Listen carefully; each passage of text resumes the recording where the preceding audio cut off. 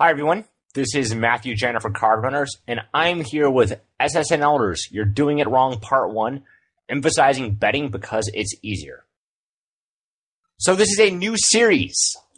I've recently been doing pretty advanced Flopzilla stuff, more specifically out-of-position 3-bet pot play, which is hopefully quite useful to already very good players, but it's not that helpful for weaker players. This series is aimed at non-professional players who play SSNL or lower. It should be much easier and enjoyable to watch than most of my theory or Flopzilla videos. So note I'm using the term weaker players pretty loosely here. So you could still be a pretty good player. You know, if someone beats no limit 100 or no limit 200, especially if they play on the more difficult sites, a lot of those players can win 50, 60, 70 bucks an hour. So when I say weaker players, I'm using the term pretty loosely, and it just means you're not like some expert player who's been playing poker for the last 5 or 6 years, and you're probably a non-professional. That's who this is aimed at.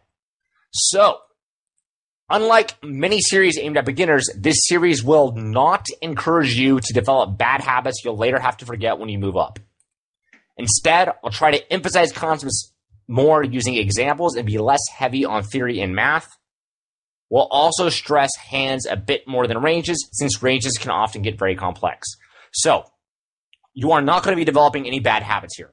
That's super key, because I think a lot of times when people say like, hey, I'm going to make this video aimed at beginners, they're doing it because, first of all, it's easy to make a video aimed at beginners for the most part, and it lets them oversimplify difficult concepts so they don't have to spend as much time going into like the more detailed, difficult stuff. I'm not doing that here. I'm doing that here because I think this video will be very useful for a lot of people. It's an idea that I had, and it's not going to teach you bad habits that you have to unlearn. So I will be oversimplifying things a little bit because you usually can get into very detailed theory stuff, which we won't do here, but it's not going to develop you any bad habits. You're not going to have to relearn anything. In other words, here we'll try to pick the low-hanging fruit for each concept rather than get all of the fruit off the tree.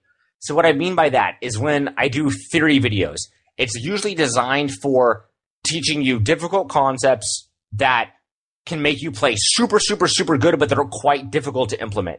Here, we're going to be more focused on how do we do like the easier, most important stuff first, rather than how do we get these, really, really detailed, hard to implement concepts down. That's less important than getting the basic idea down.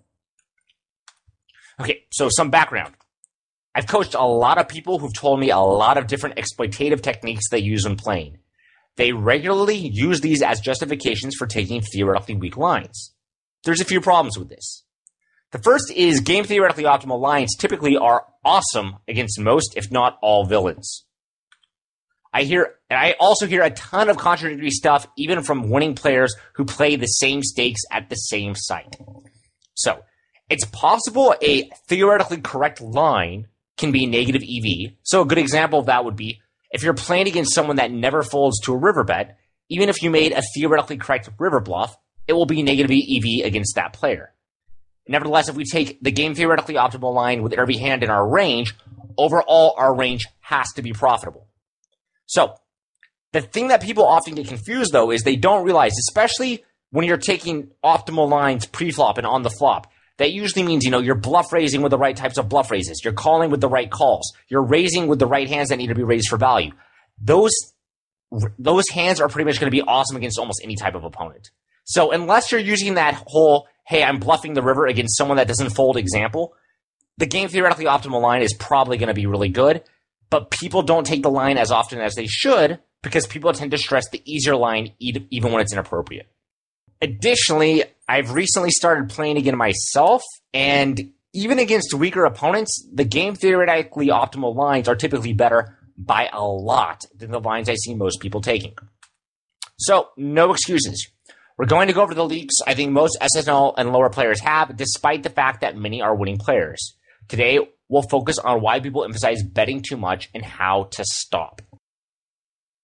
I'm no psychologist, but I'm pretty sure people recklessly bet for the following reasons. The first, and probably the most important, is it's just easier. So you're telling yourself, well, if I bet he may just fold, then I don't have to make tough decisions later. But if I check, it's going to be tough whether or not my opponent bets or whether or not he checks back. So if you check, you're guaranteed kind of to not know what to do. Whereas if you bet, there's a chance your opponent just folds, then you never have to make a tough decision. So at least subconsciously, people are just encouraged to bet because they feel better about it because they less often have to be lost, and being lost is frustrating. It's also usually profitable, but less profitable than checking, and that's the key part. So if the outcome of betting is pretty good, your brain's going to suck at realizing the outcome is less good than something else. So what I mean by that is people are usually pretty good at realizing a bad spot to bluff, because they'll make that bluff a couple of times and then they'll lose a bunch of money and they'll be like, oh, wow, that sucked. It was much better for me to take a 0 EV line than a line that was, let's say, -5 BBs in EV where, I lost money.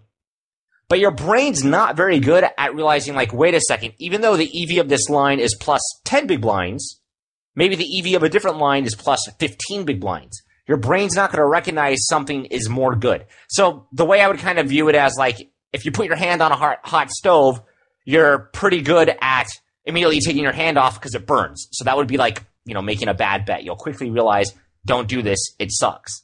Whereas if you're trying to decipher between two things that are already good, it's more difficult to determine which one's more good and which one's less good, whereas it's pretty easy to determine if something's good and something's bad.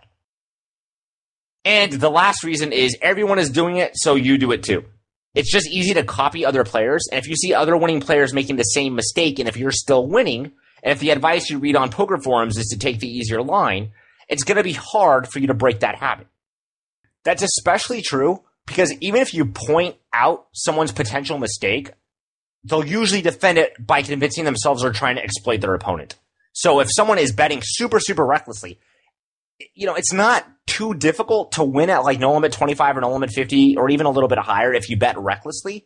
So someone can say like, no, I'm a winning player. I'm exploiting my opponents by betting recklessly. So not only is everyone doing it, they're usually defending their play by saying they're exploiting their opponents, when in reality, the theoretically correct line is often much, much better. Okay, so what hands make good bets? Cliff Notes is just going to be hands which retain their equity well. So let's use an example. Let's say you open in the small blind and the big blind calls. The flop comes 9 of hearts, 6 of diamonds, 4 of diamonds. What hands make good value bets? So one thing you should be doing throughout this video is you should be pausing and actually answering the questions. I imagine most people don't actually do it, but really, really useful to do. So what hands make good value bets? Well, we have hands that are probably going to bet multiple streets, which is like 10s or better. This, of course, doesn't mean we're always going to bet, all 3 streets, but we probably will. Those hands are strong enough, so unless we get a really bad turn or river, we usually will.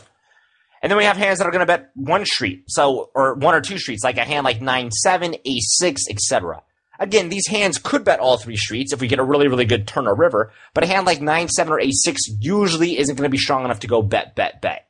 So, for example, if we bet 9-7 on the flop, maybe we'll bet it on a 2 of hearts turn, and then when the river comes like a 10 of hearts maybe, or a 10 of diamonds, maybe we'll check.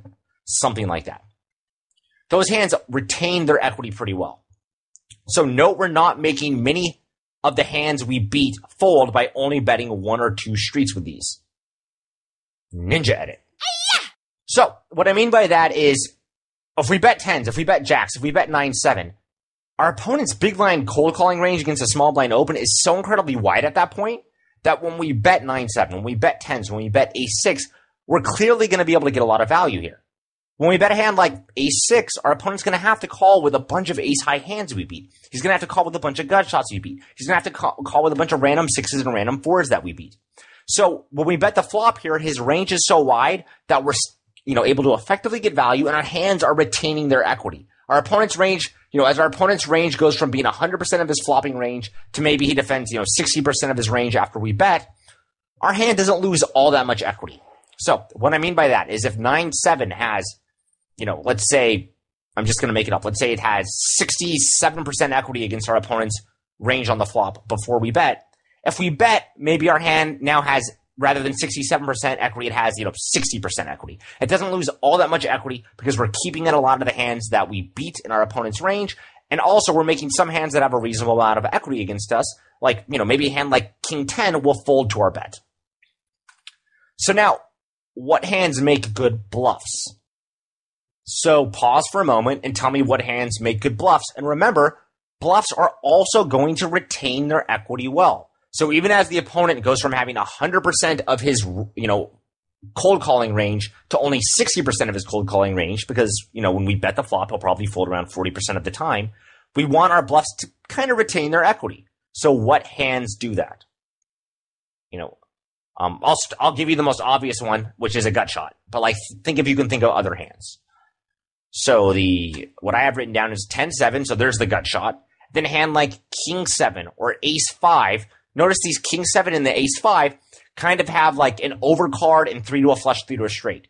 So our overcard will usually still be good if we turn, a pair with a, King 7 or Ace 5 and we turn top pair. But on top of that, Ace 5, let's take Ace 5. It has 3 to the nut flush and 3 to the straight. If those 3 to the flush and 3 to the straight component of Ace 5, that equity is retained if our opponent's range gets stronger. It really doesn't matter how strong our opponent's range gets, the nut flush will win. Likewise, even if the opponent's range gets way, way stronger, the straight's still really, really good. Same with King 7.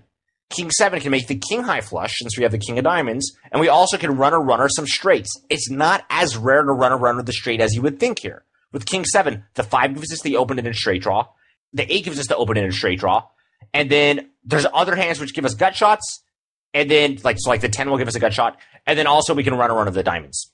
So these hands would make really good bluffs. There's a lot more, but I think these are pretty clear examples. And notice when we bet something like 10-7, it's of course awesome if we make our opponent fold like that King 10, because now if our opponent folds King 10 and the 10 were to come on the turn, King 10 might not be in his range. So these hands retain their equity and they make very good bluffs. So now let's talk about what hands make good check calls. Well, it's the opposite. Hands that do not retain their equity well when bet. In other words, hands which make many of the hands they beat fold. And now notice when I say which hands make good check calls, there's often going to be some hands in your range which are just terrible that you want to check fold. So I'm not saying every time your hand doesn't retain its equity, you should check call. Don't end up check calling with an awful hand in a lot of spots. But in general, hands that when you say to yourself, okay, well, if I bet, I'm going to make my opponent fold a lot of the hands that I beat. Those are the hands you usually want to check call.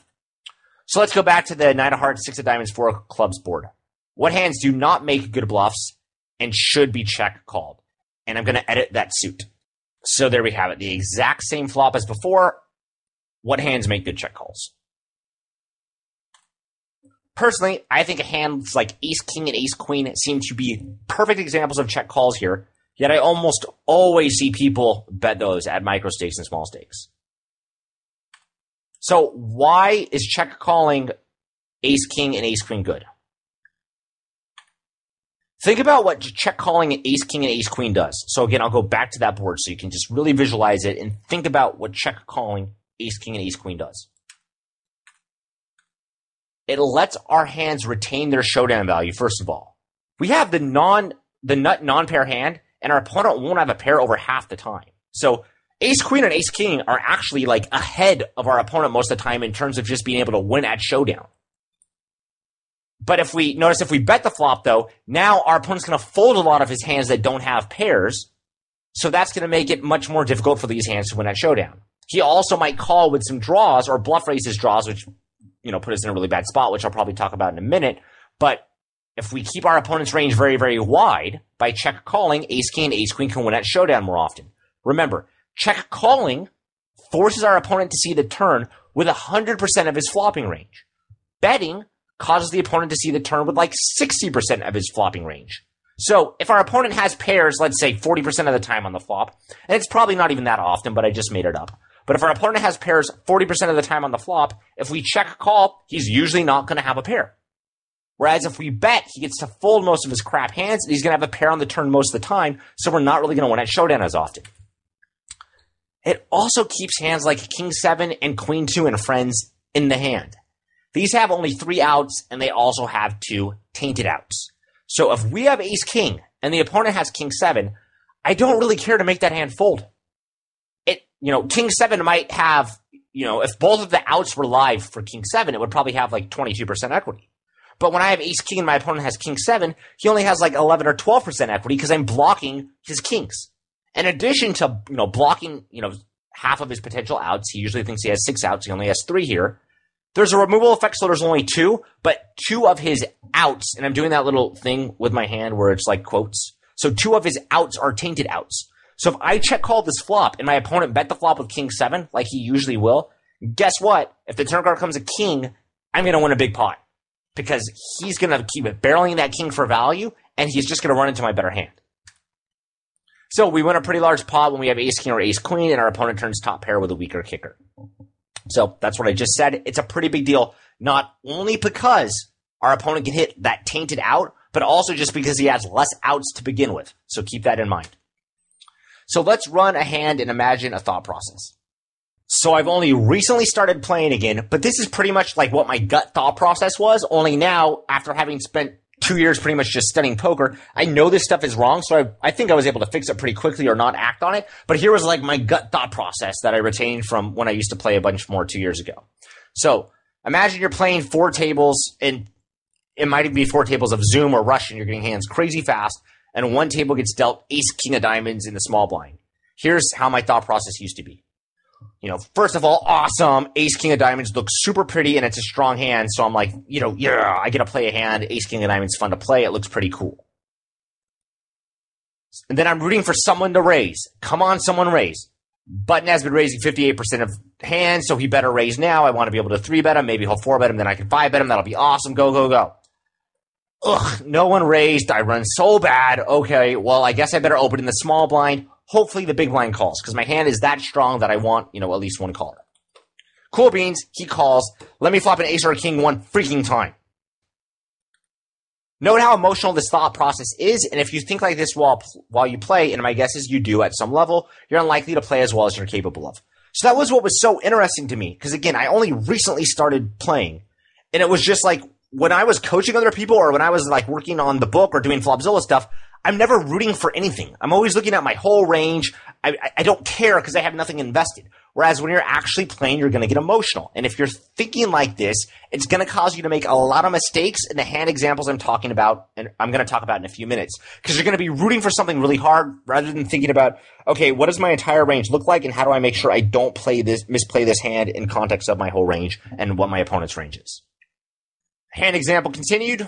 So then I say to myself, ugh, I run so bad. No ace or king on this 10 of diamonds, 9 of hearts, 5 of hearts flop. Now, what do? Most players would say, I know, I'll bet. Betting is hella profitable here because he can hella float me with an ace or king and I'll have him out kicked. Also, 2s to 5s may fold. Okay, sorry, 5s don't fold. He has a set. So it's kind of like a bluff 2. Maybe he'll even fold 6s or 7s since he won't know what to do if I bet again. So, you know, maybe I can get him to fold on the flop because, you know, he just doesn't want to call with these pairs because he's going to be lost on what to do if I bet the turn. Oh yeah, and check calling sucks. He'll know I can't be strong if I check call the flop. And what am I going to do if he bets the flop and the turn?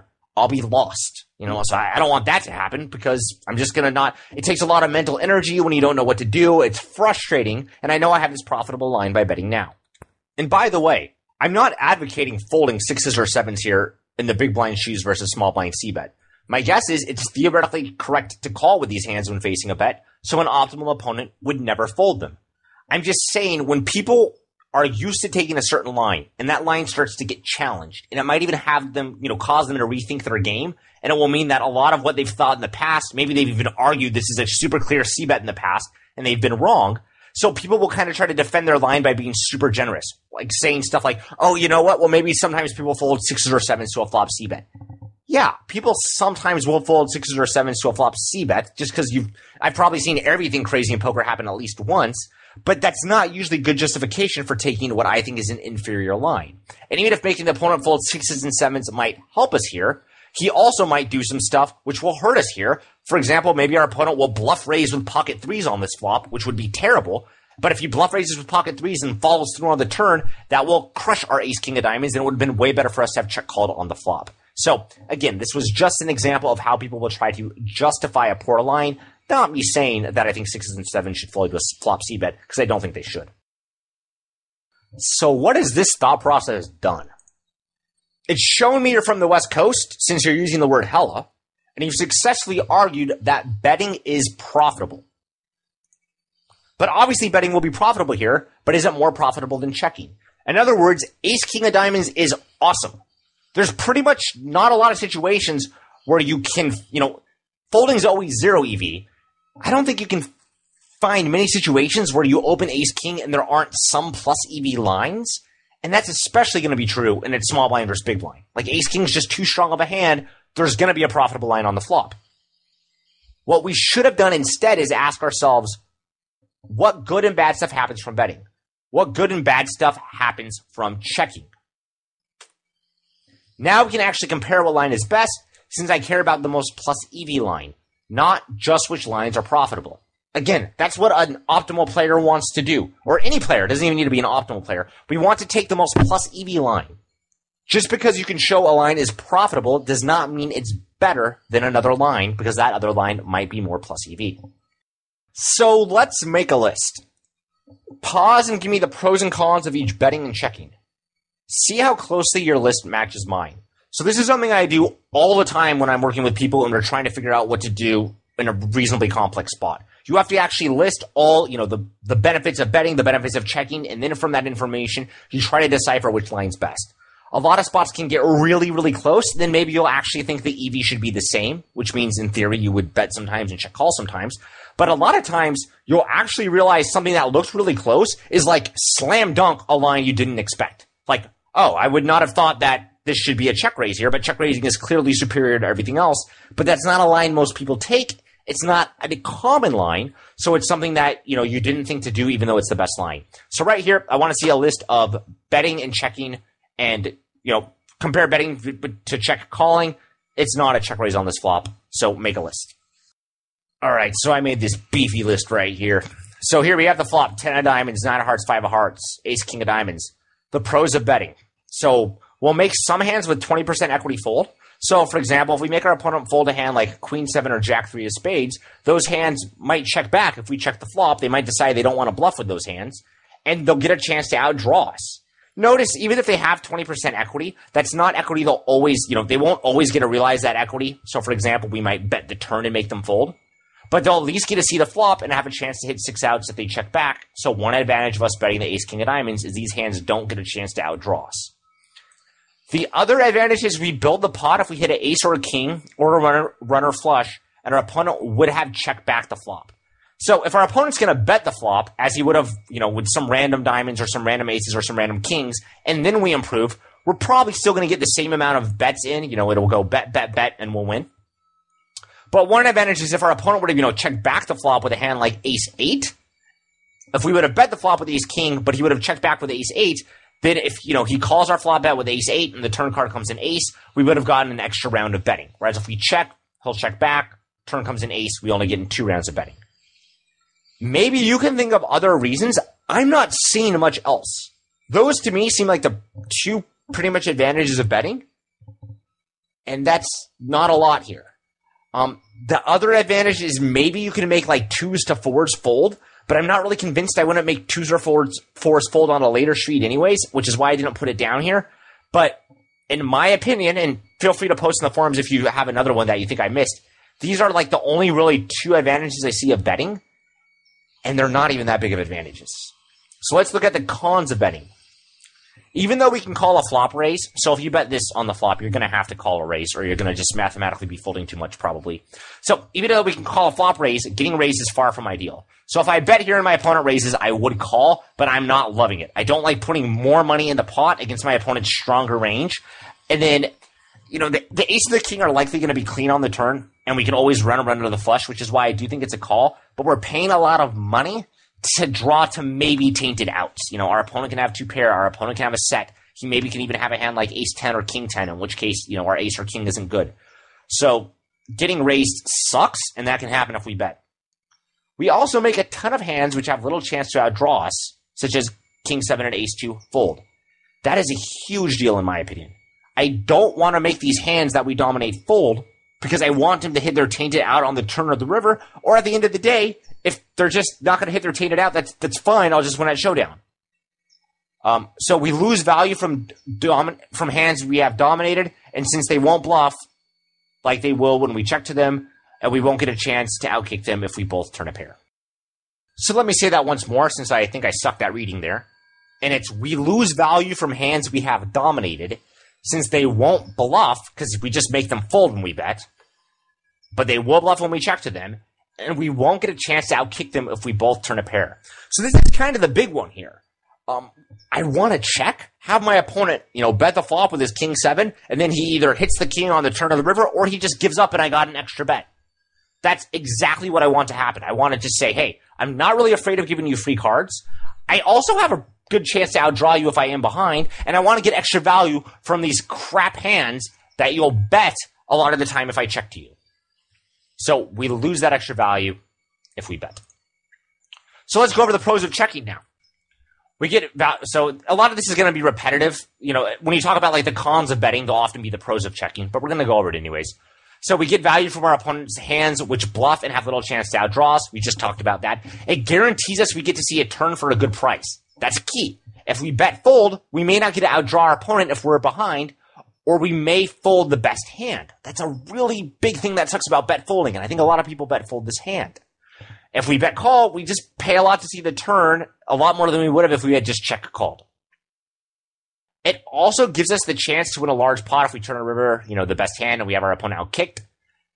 One thing I haven't mentioned too much here is it gives us a chance to win a massive pot if we turn or river the flush against the lower flush. Yes, it happens, and even though it's rare, it's so huge it matters. So here, for example, I'm gonna pick kind of an extreme example here. Let's say the flop was, let's say our opponent had like Jack 3 of diamonds, and he would have folded if we bet the flop. Or let's say he had Queen 2 of diamonds, and he would have folded if we bet the flop. Sometimes when we check call, the turn and the river are both going to come a diamond. It's rare for us to have 2 diamonds and for him to have 2 diamonds, and the turn and river both come run or diamond. This is a board where that's a little bit less important. We'll talk about boards where that matters more later on in this video. But we win so much money when that happens that it's still something that's useful to keep in mind, especially on board textures that are a little bit different. Because even if it's, I'm just going to make it up. Let's say it's 1 out of every 100 times that the turn and the river both run or diamonds, and our opponent has, diamonds himself. Even if it was only 1 out of every 100 times, we're talking about like stacks here. We win his entire stack. So that actually can add up. Again, it's especially more important in spots where it's more likely that the turn and the river runner us a higher flush than our opponent, but just keep that in mind right now. It also allows us to more effectively use our showdown value. Betting makes nearly no better hands fold, but allows our opponent to strengthen his range by folding all of his weakest hands. In other words, our hand does much better against 100% of our opponent's flopping range rather than 60 or 65%, since the 35 or 40% hands we make fold, we typically do very well against. The cons of checking are our opponent will sometimes outdraw us with a hand we would have made fold. Again, it's kind of repetitive. But also this one, if we check call, it's hard to represent strong hands on the turn if the turn card comes a blank. So the turn card won't always come a blank here. Most turn cards will probably give us some straights, some flushes, some 2 pairs, if we actually design, a balanced flop check calling range. But be sure to realize our opponent can only bet big on certain turn cards and only at a certain frequency, or else he'll be unbalanced. Just because our line is vulnerable to overbets on certain turn cards does not make our line bad. It's really easy to see that if our opponent overbet the turn at a high frequency, we could exploit him by check calling our strong hands on the flop. And also, it's really easy to see that there's just a lot of turn cards where if our opponent overbets, we'll also have a strong hand ourselves. So our opponent's, very restricted in how often he can overbet the turn. So don't think just because sometimes you will be vulnerable to a turn overbet by a very theoretically solid player that it's going to happen all that often. And at the end of the day, for all the people that bet ace king of diamonds here and kind of make an excuse for why they're betting it, how often has your opponent overbet the turn when the turn card comes a blank here? It probably almost never happens. I'm guessing some people have literally never seen a rig do it. So even though this is a theoretically correct reason, which makes check calling, a little bit less ideal, I still think it's the best line here, but it's less ideal. In practice, I don't think you're almost ever going to see this happen, at least not at the time of making this video. So back to the slides, and notice this list was long since it's a pretty dynamic spot. There's a lot of things going on. But can you see why I think checking is better than betting here? And if you disagree with me, which is fine, this isn't something that you can solve, I can always be wrong here, can you give me a better example of a hand you want to check a call with? So again, the board was like 10-9-5 with a flush draw. If you don't like check calling with ace king there, what hand do you think is a better hand? No, middle and top pair hands are more vulnerable to being outdrawn after being check called than ace king. They also have fewer tainted turn cards for your opponent. So if you're going to tell me something like, well, wait a second, rather than check call ace king, which is just high cards, I'll check call 9-8 on, again, the 10-9-5 board. The problem with check calling 9-8 is there's more overcards. If I check call ace king, the only overcards that can hit my opponent are like a queen, a jack, a queen and a jack. Whereas if I check call 9-8, a jack, a queen, a king, and an ace are all overcards. And even in a blind versus blind situations, but even more so in other situations where ranges are stronger, but even in a blind versus blind situation, the opponent, of course, preflop is defending with a lot of hands that, have overcards. He's more, our opponent's more likely to fold a 3 preflop than he is to fold an ace. He probably doesn't fold any ace. So you are more vulnerable on the high cards to being outdrawn, and ace king blocks more of the high cards. I also want to just make one last thing here. I don't want to go on a huge tangent for this video because this isn't what this video is about.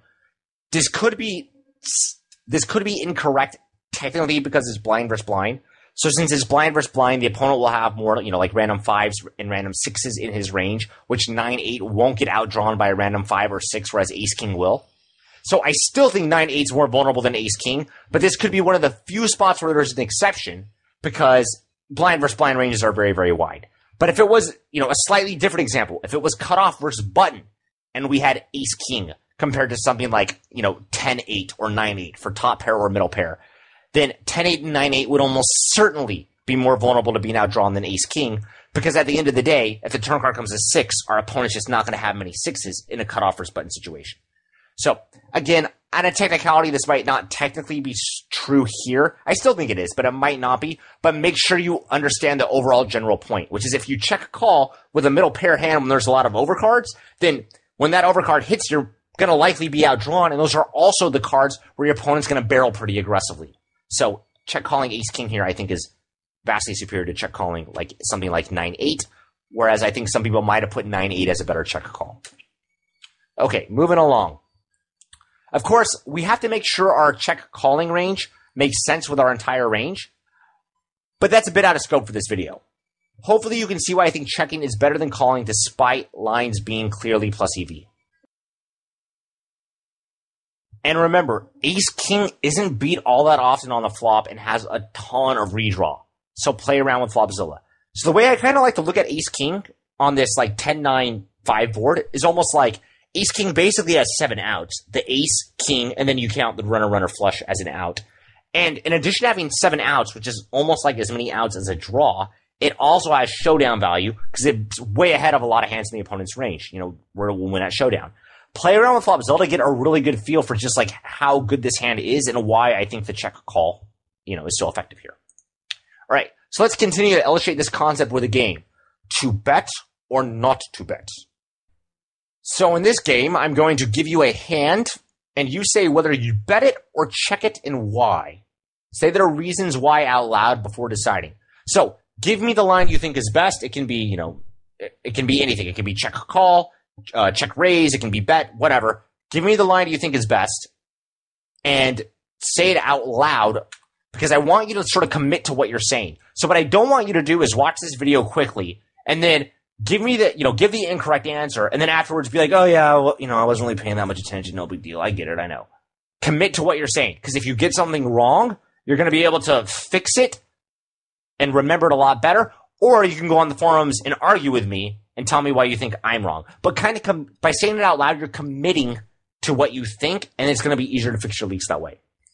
So some of these are spots where I think almost everyone gets it wrong. Others are pretty simple, but I don't want you to just assume there's a tricky answer for each one. Because if I do that, you're just going to always try to pick the tricky answer, and then the game's not going to work very well. Let's rock. Example number 1. You open in the cutoff with ace of clubs, king of hearts. The button calls. The flop comes 9-6-4 with 2 clubs and a heart. What's your play? So take a moment to think. This one's probably really, really easy since we pretty much just did it. It's check call. Why? I want to keep tons of dominated hands. Ace, jack, ace, 10, king, queen, king, jack. Ace executed stuff in my opponent's range. Some of these will float, especially if they have the backdoor flush draw. But we're blocking the ace with the backdoor flush draw, and some of them will fold. It's not that hard to make your opponent fold ace 10 of spades when you see bet here. So by check calling, that's the only way we keep all of these hands in our opponent's range. And again, if our opponent has like 2s or 3s, if we check call on the flop, a lot of times we're just going to bluff them off it by the turn of the river. Again, more complex, and that depends what the turn of the river card are, but that will happen a lot. My hand also has showdown value. Again, play around with Flopzilla. We're not beat all that often here. And I don't want to bet fold or bet call, and he can raise me aggressively here. People tend to raise sets on this board.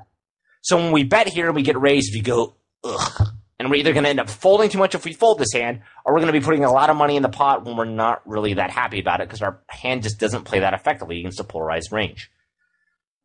Additionally, if we runner clubs, I will lulls.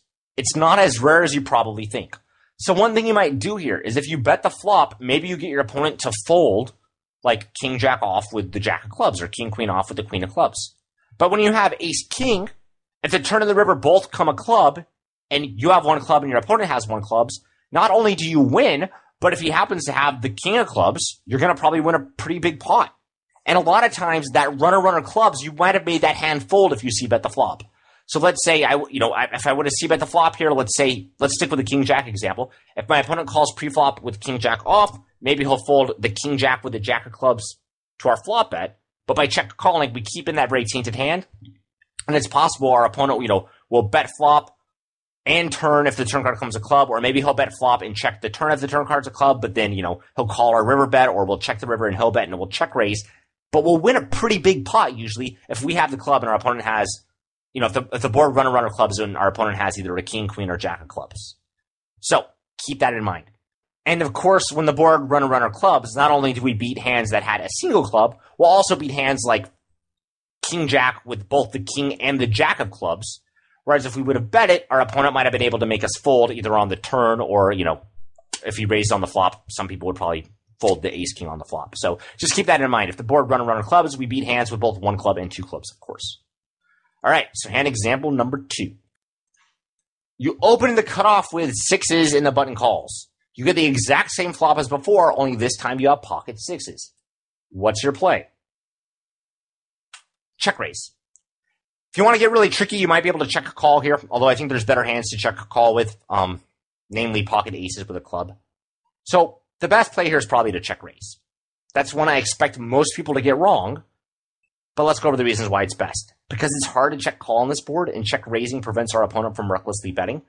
I've just given you, hands that can check a call here. I'm not saying you don't have a check calling range, but I'm saying when you do check a call here, your opponent's going to have like a lot of, random overcards he can hit, random gut shots and stuff like that. So when you check raise, you don't let him, try to hit that runner or hit his gut shot for free. So check raising is going to be pretty effective for that reason.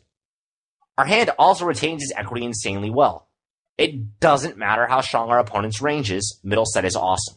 So a good example of a hand whose equity is so robust, there's not many hands that pocket 6s doesn't just crush. Yeah, if our opponent has a draw, he'll sometimes outdraw us. But for the most part, it doesn't matter whether or not our opponent has, a range that includes of a lot of mediocre pairs or a range that includes of, bottom sets and over pairs. Pocket 6s just crush every single range. We can make our opponent's range much stronger, and we're still going to win that showdown.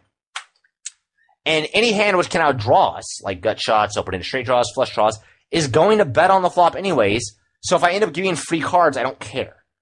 Super important here. People forget this.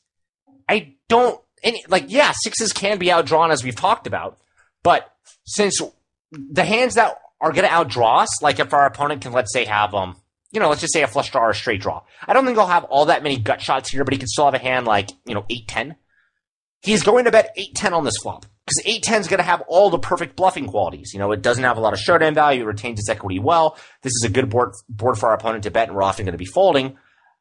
And then we are like, boom, gotcha with the check raise. So the hands that we hate giving free cards to, gut shots, flush draws, straight draws, the check raise is actually most effective against because those hands bet, and then we put in more money on the flop when our opponent's behind because our check raise is successful.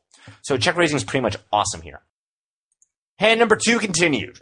Okay, so hand number 2 is a little bit of a trickster hand, but it illustrates a few things I wanted to quickly touch upon again.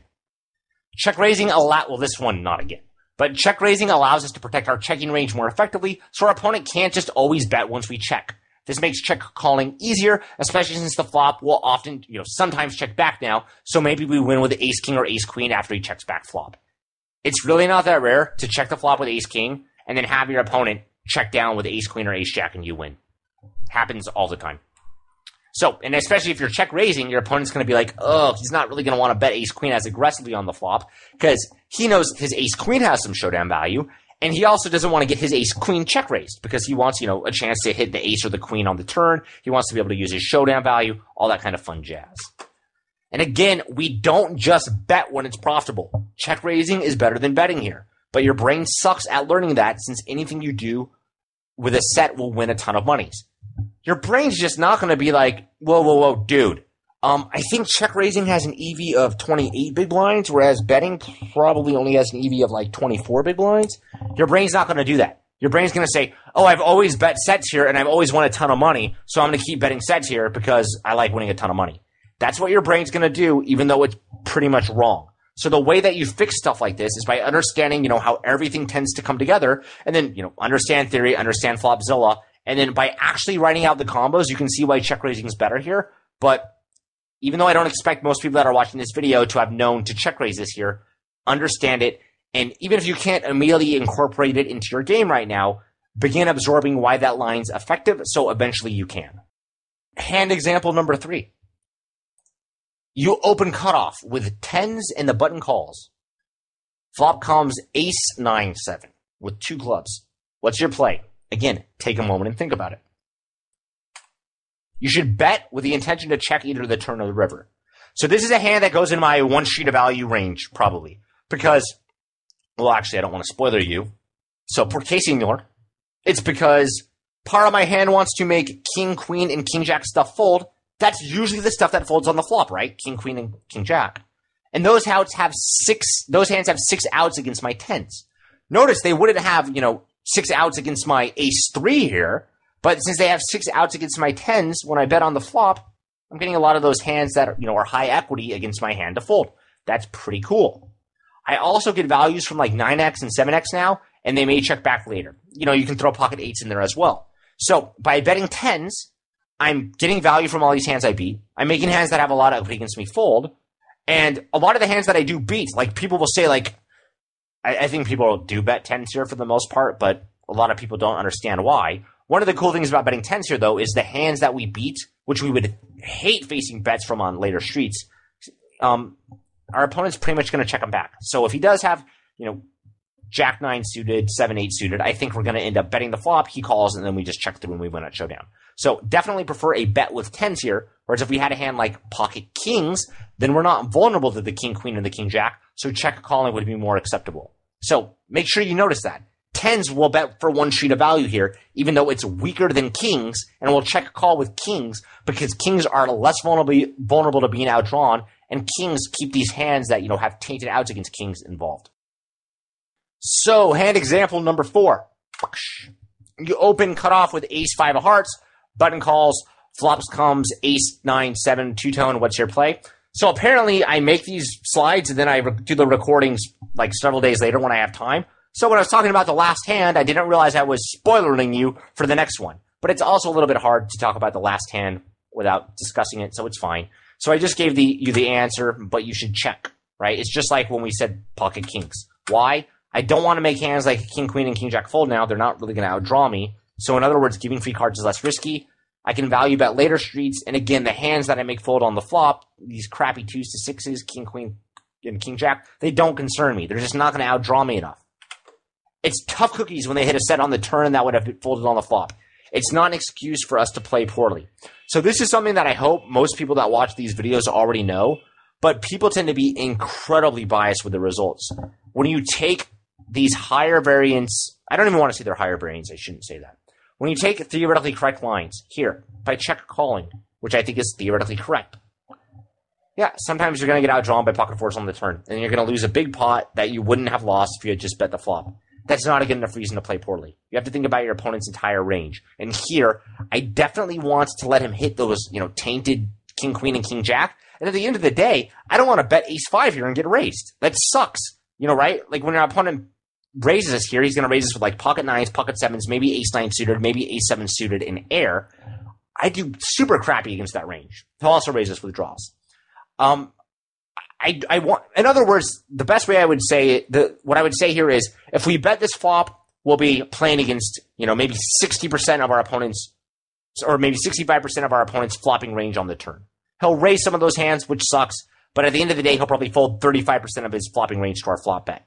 That 35% of his range that I make fold, the 2s to 6s, king, queen, and king, jack, those aren't the hands that I want to make fold. I want to keep my opponent's range wide, and I want to keep the pot smaller with this hand right here.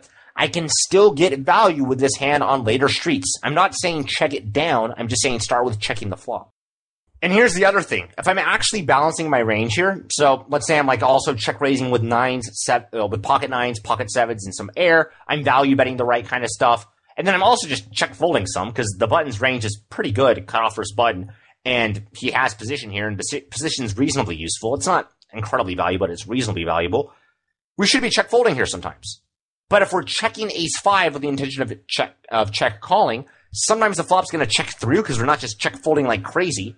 And then when the flop does check through, I can value bet the ace-5 on a later street and actually bluff some hands, so I'll have a balanced range. So if I would have check called on this flop, if I would have checked with some hands on this flop that were either, intending to check fold, or maybe I was check calling with a hand that, doesn't have any showdown value, so it'd get bluffed later. If I'm value betting, ace-5, I can balance it with bluffs on the turn of the river. So it's just overall much better with your overall range to take lines like this. Hand example number 5. You open the button with a jack-9 of diamonds, and the big blind calls. The flop column is 10-9-5 with 2 hearts and a diamond, giving us 3 diamonds. What's your play? So pause it in a second to try to think of the right line, but notice we've never done a button versus big blind situation before. But like most concepts in poker, and most concepts in poker don't even just apply to, no limit hold'em. They even apply to other poker games. So everything we've talked about so far is going to apply to button versus big blind, even though we're in position here, whereas in the other examples we were out of position. So think about all the concepts we talked about. They still apply when we're in position here. So what do you think we should do? And the answer, I think, is check back. Why? Because getting check raise sucks, and he should have at least 10-9 off and 5-5 in his range. He'll also check raise some air and good draws. So I don't want to get check raised with jack-9 of diamonds. I could hit runner. I have 3 to a flush. I have 3 to a straight. I'd like to be able to, cheaply see those turn and river cards. Speaking of which, there are 4 possible overcards here. The ace, the king, the queen, and the jack. But only the ace is really bad. The jack gives us 2 pair. That's awesome. The queen gives us the open-ended straight draw. That's quite good. And even the king gives us the gut shot. And also, the ace, or even the ace, but the queen, the jack, well, not the jack. The queen and the king can also be the diamond, which gives us like a crazy, pair plus straight draw plus flush draw. It's like an Omaha hand. So when we check back here, not only, do we kind of, make sure we can try to get to showdown a little bit more comfortably. We don't get check raised. We can still value bet later, but there's just not that many bad turn or river cards. Even the overcards aren't usually that bad because they put draws in our range. While we will get outdrawn here sometimes, we'll also sometimes outdraw here. Running diamonds and straights are a thing. So what I'm recommending you do, checking this back. I think a lot of people would know to check this one back, by the way. But I think this one's clearly better here. Is betting profitable? It's super profitable. You've got middle pair, you've got 3 to a flush, 3 to a straight, but it's not as profitable as checking. Don't let the fact that you will sometimes get outdrawn here be an excuse to play this poorly. And it's probably not as rare as you think. So, flush draws, straight draws, not that rare. So let's have a quick fireside chat. Sometimes I'll hear a comment like, meh, the odds of a runner straight or flush is pretty low, so meh. Yeah, you're right, they are pretty rare to hit. But if I'm picking better randomizers dozens of times per sessions that have, maybe a 5 to 10% chance they'll hit, then that means on average they'll hit 2 or 3 times a session. So if I'm constantly randomizing well, it's going to matter. Getting the occasional free medium or large pot is important. A free stack 3% of the time is worth approximately 3 big blinds. And an extra 3 big blinds on average is nothing to dismiss.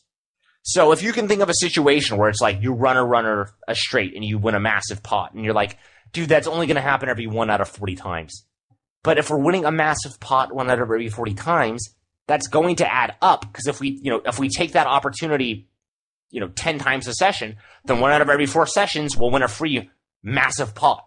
That's of course going to add up to your win rate, because even though this stuff's rare, like in the example I used, I said it only happens 3% of the time.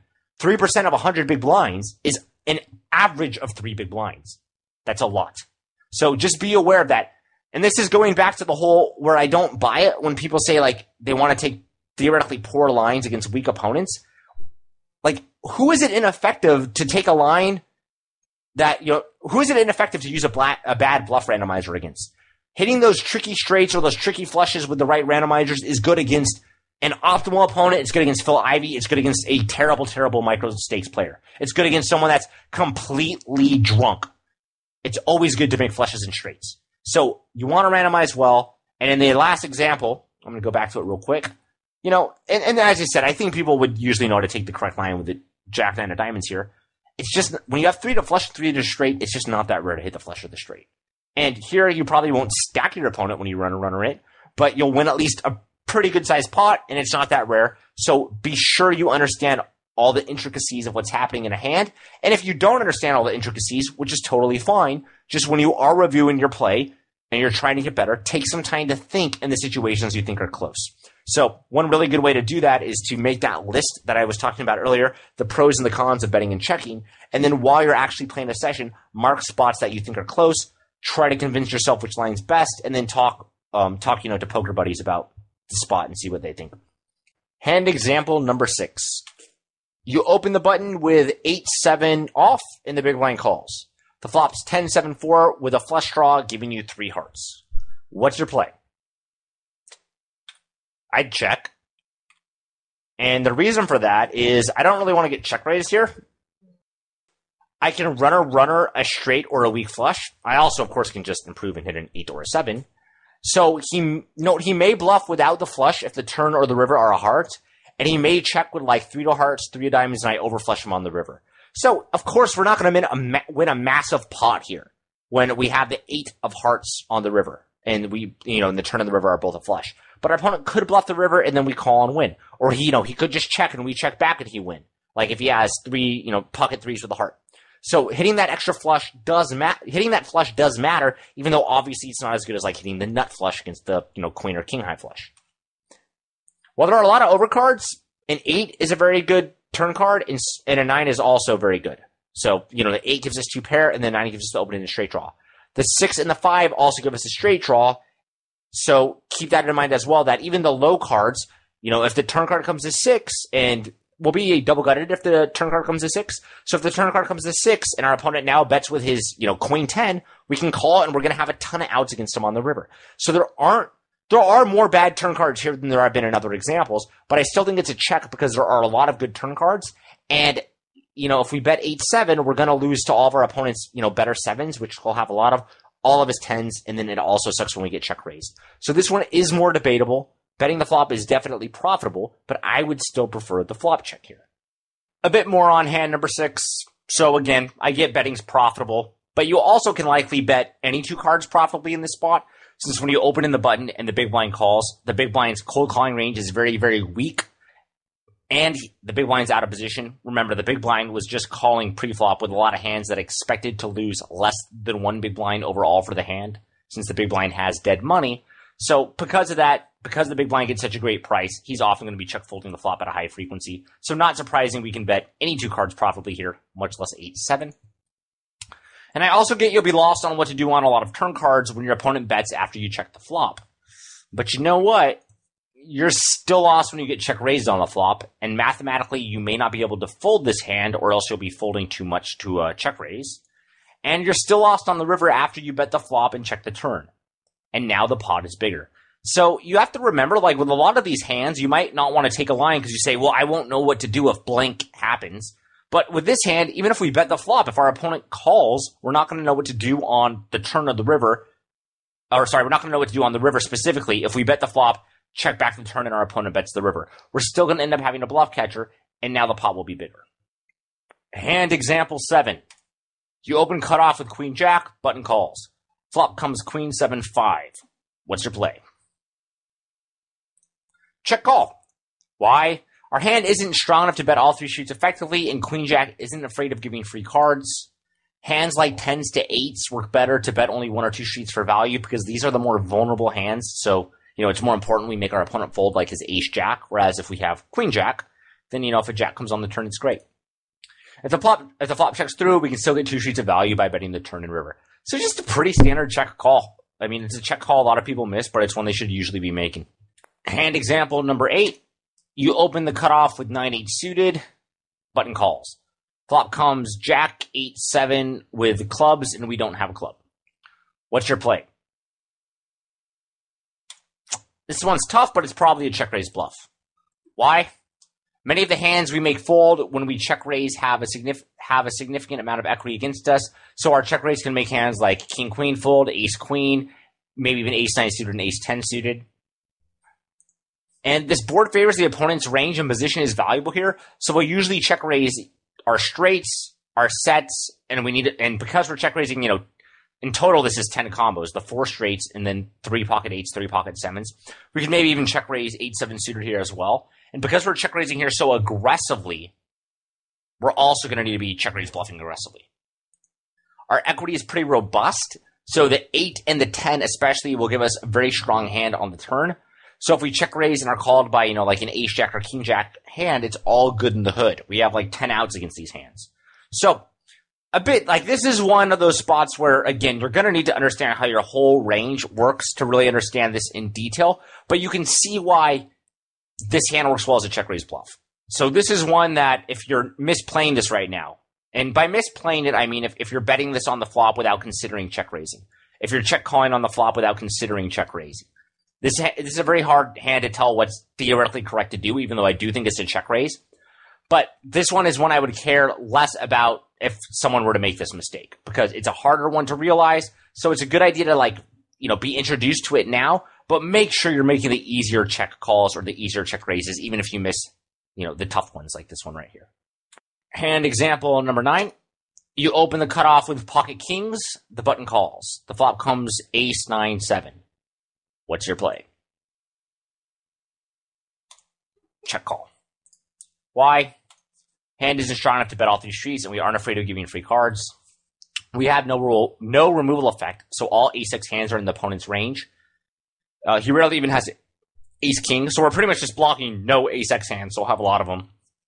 And we have the runner, club, nut, flush, so it's nice when we give our opponent free cards and he gets stacked with his, King of Hearts, Queen of Clubs. So that'll, again, not going to happen all that often, but when it does happen, it's awesome. So if you're randomizing well and something, you get a freebie every couple, 1,000 hands where it's just like, bink, you have you give your opponent the second nut flush and you get the nut flush. Even though it's really, really rare, it's a big deal because you win a pretty big size pot. And there's just no reason not to check call this hand. It works perfectly as a check call. I think this is about the easiest check call as the preflop raiser as you'll ever see. But I still see people bet it, and I've heard people argue why they think it's a bet because they'll say something along the lines of, well, if I check call it, my hands face up, and if I bet it on the flop, I can still get value from pocket 10s and 9x and 7x and pocket 8s. And I really just don't want to check call because if I do, my hands face up on the turn and the river. Again, your opponent can only bet the turn and the river so aggressively. And if you're not check raising this flop, or you're never check calling with any strong hands, so basically, if you never check anything strong on this flop, then yes, you'll have a problem because your range is too transparent against an exploitative opponent. But most of your opponents probably don't know anything about you or don't know your game in detail, so it's not like they'll know how to perfectly exploit you here. And if you find you're unable to check call kings here, then that probably just means there's humongous problems in your range rather than that this hand works better as a bet than a check call. It has exactly the properties you want in a check calling hand, so check call it. So we've come to the final hand. Example 10.